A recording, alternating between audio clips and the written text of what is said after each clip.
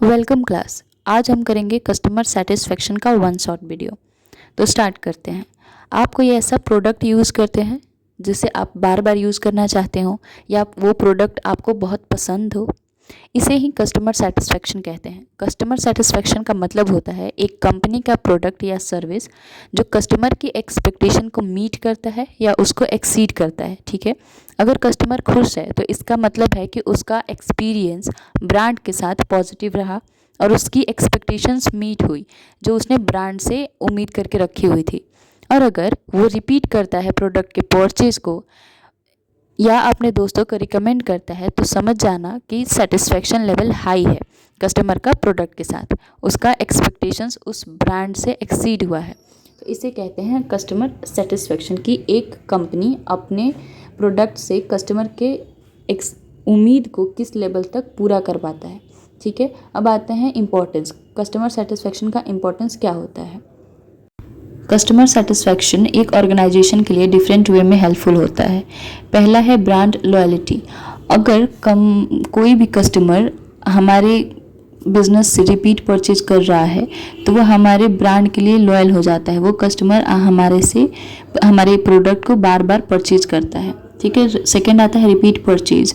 Same customer बार बार एक ही brand से एक ही प्रोडक्ट को परचेज कर रहे हैं तो वो हमारे बिजनेस के सेल्स को रिपीट कर रहे हैं, बिजनेस के सेल्स में ग्रोथ ला रहे हैं। ठीक है, थर्ड आता है पॉजिटिव वर्ड ऑफ माउथ।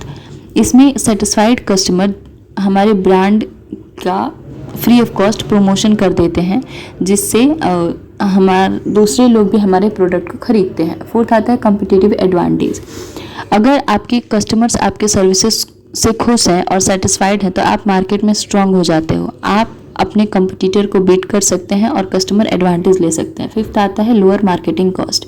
जब कस्टमर खुद आपके प्रोडक्ट की तारीफ करते हैं तो आपसे ज़्यादा एड्स करने की ज़रूरत नहीं पड़ती है। कंपटीटर को आप बीट कर सकते हो और एड्स में कम पैसा स्पेंड करते हैं। ठीक है, अब बात करते हैं ऐसे तरीकों से जिससे कस्टमर का सेटिस्फेक्शन इंप्रूव किया जा सकता है। पहला है प्रोवाइड एक्सीलेंट कस्टमर सर्विस। जब भी हमारा कोई प्रोडक्ट सेल होता है तो उसमें कोई भी प्रॉब्लम आता है तो हम अपने कस्टमर को एक्सीलेंट सर्विस प्रोवाइड करें और इंस्टेंट सर्विस प्रोवाइड करें। इससे हमारा कस्टमर जो है हमारे ब्रांड के लिए सेटिस्फाइड होता है। सेकंड आता है इंश्योर प्रोडक्ट सर्विस क्वालिटी। हमें बेस्ट क्वालिटी प्रोवाइड करनी चाहिए कस्टमर को जिससे कस्टमर को किसी भी तरीके से क्वालिटी से कोई भी प्रॉब्लम ना हो। थर्ड आता है be responsive and solve problem quickly.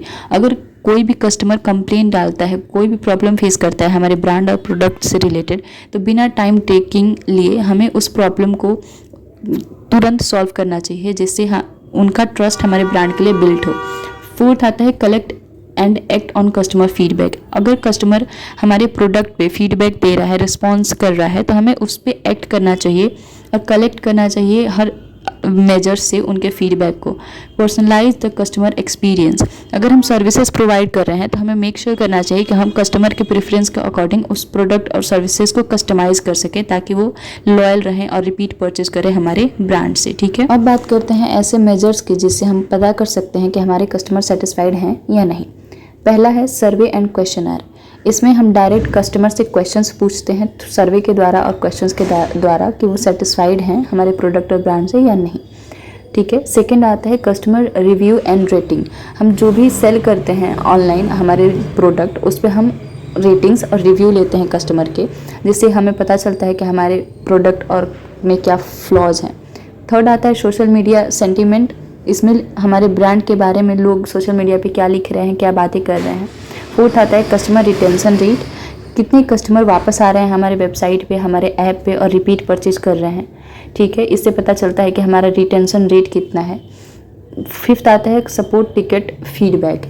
इसमें जब भी कस्टमर कोई प्रोडक्ट या सर्विस में इश्यू फेस करता है तो वो कंपनी को सपोर्ट टिकट भेजता है जैसे कि कंप्लेंट या फिर मैसेज। ठीक है, अगर ये कॉन्सेप्ट आपको सिंपल लगा हो तो शेयर करें।